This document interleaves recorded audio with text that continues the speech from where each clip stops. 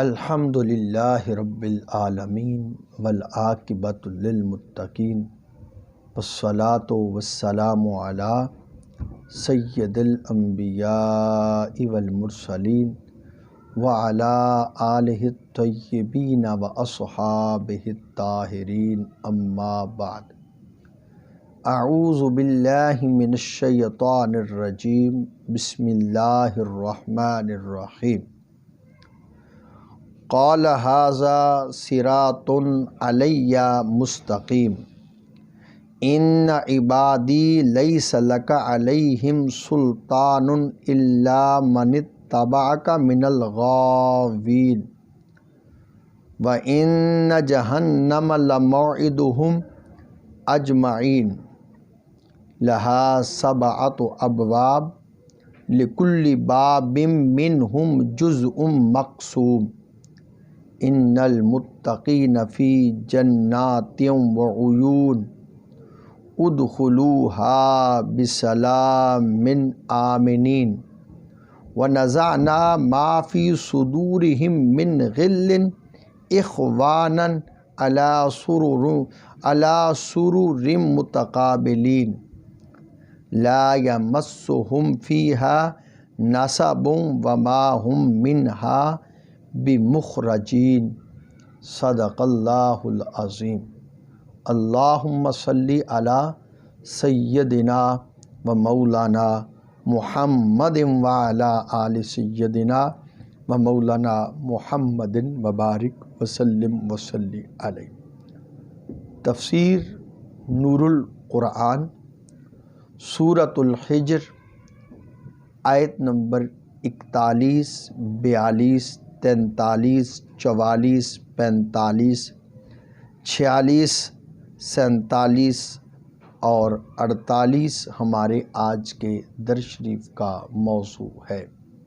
سب سے پہلے تلاوت کیے گئے قرآنی الفاظ کا اردو ترجمہ اور پھر ان الفاظ کے ضمن میں جو ارشادات حضور قبلہ فرید العصر رحمۃ اللہ تعالی علیہ نے بیان فرمائے ان کو پڑھنے کی سعادت حاصل کرتے ہیں۔ فرمایا مجھ تک پہنچنے کا یہی سیدھا راستہ ہے، بے شک میرے بندوں پر تیرا کوئی تسلط نہیں سوا ان گمراہوں کے جو تیری پیروی کریں گے، اور بے شک ان سب کے وعدہ کی جگہ جہنم ہے۔ اس کے 7 دروازے ہیں، ہر دروازہ کے لیے ان گمراہوں میں سے تقسیم کیا ہوا حصہ ہے، اور بے شک اللہ سے ڈرنے والے جنتوں اور چشموں میں ہوں گے۔ ان سے کہا جائے گا تم ان میں بے خوف ہو کر سلامتی کے ساتھ داخل ہو جاؤ۔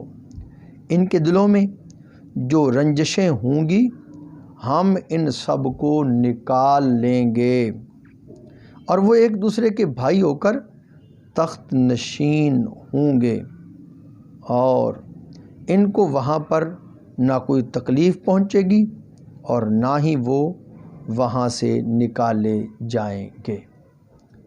ان قرآنی الفاظ کے تحت حضور قبلہ فرید العصر بابا جی پیر ابو النصر منظور احمد شاہ صاحب رحمۃ اللہ علیہ کچھ یوں بیان فرما رہے ہیں۔ ابلیس کے انکار کے بعد مخلصین کا ذکر فرمایا گیا کہ میرے مخلص بندوں پر شیطان کا غلبہ نہیں ہو سکتا۔ اب فرمایا جا رہا ہے کہ یہی اطاعت و فرما برداری، ادب و احترام میری طرف پہنچنے کا راستہ ہے۔ یہی راستہ مضبوط ہے، سیدھا ہے اور نجات کی طرف لے جاتا ہے۔ یا یہ معنی ہے کہ فرشتوں نے جو تعمیل حکم کی عجز و انکساری کا مظاہرہ کیا یہی میرا راستہ ہے۔ تکبر و غرور، اکڑ بازی یہ شیطانی عمل ہے۔ عبادت تو ابلیس بھی کر رہا تھا اور ہزاروں سالوں سے کر رہا تھا، مگر وہ اس عبادت میں مخلص نہیں تھا۔ مخلص وہی ہے جو فرشتوں کی طرح بلا چون و چرا بارگاہ قدس میں نیاز مندی اختیار کرے، ابلیس سے فرمایا گیا میرے بندوں پر تیرا غلبہ نہیں، تو بس وسوسہ ڈال سکتا ہے۔ جس نے تیرے وسوسہ کو ٹھکرا دیا وہ نجات پا گیا، جس نے تیری اتباع کی گمراہ ہوگا۔ ایسے سب لوگوں کا ٹھکانہ جہنم ہے جس کے 7 دروازے ہیں، ہر دروازہ میں ان گمراہوں کے لیے تقسیم کیا ہوا حصہ ہے۔ اگلی آیت میں ابلیس سے فرمایا گیا یہ حال تو تیرے ماننے والوں کا ہے، مگر جن مخلصین کو تو گمراہ نہ کر سکے گا وہ مقام تقویٰ پر ہوں گے، اور ان کا مقام یہ ہوگا کہ وہ سارے جنتوں اور باغوں کے چشموں میں ہوں گے، جنت میں بالا خانے ہوں گے۔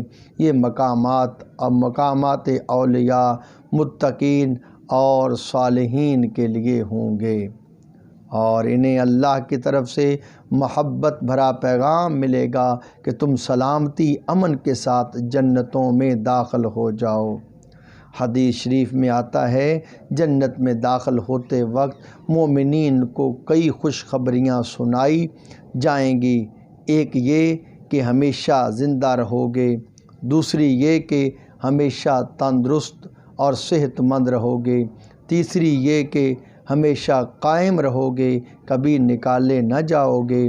جنتیوں کے سینوں سے میل کچیل، تکبر و غرور، حسد، بغض ختم کر دیے جائیں گے اور رحمت و سکون سے بھر دیے جائیں گے، اور کسی کے دل میں کسی کے بارے میں کسی قسم کا حسد پیدا نہیں ہوگا۔ نور کے تختوں پر بیٹھیں گے، یہ بیٹھنا اس طرح ہوگا کہ کسی کی پیٹھ کسی کی طرف نہیں ہوگی، اور اس رحمت امن خیر کے مقام سے کبھی بھی نکالے نہیں جائیں گے۔ سیدنا عبداللہ ابن عباس رضی اللہ تعالی عنہما فرماتے ہیں جنتیوں کو داخل ہوتے ہی پانی پلایا جائے گا جس سے سب کے دلوں سے تمام قسم کی رنجشیں ختم ہو جائیں گی، اور کسی جنتی کے دل میں کسی قسم کا انقباض نہیں رہے گا۔ اس کی تائید میں سیدنا علی المرتضی شیر خدا رضی اللہ تعالی عنہ کا یہ ارشاد بھی ہے۔ آپ فرماتے ہیں مجھے امید ہے میں، طلحہ اور زبیر انہی لوگوں میں سے ہوں گے جن کے دلوں کا غبار جنت میں داخل ہوتے وقت ختم کر دیا جائے گا۔ ایماندار کہیں گے یہ جنت ہمارا رزق ہے جو کبھی ختم نہیں ہونا ہوگا، اور اس آرام گاہ سے کبھی نکالے بھی نہ جائیں گے، اور یہ لوگ خود بھی وہاں سے پلٹ کر آنے کی کبھی خواہش نہ کریں گے، جیسے ارشاد خداوندی ہے۔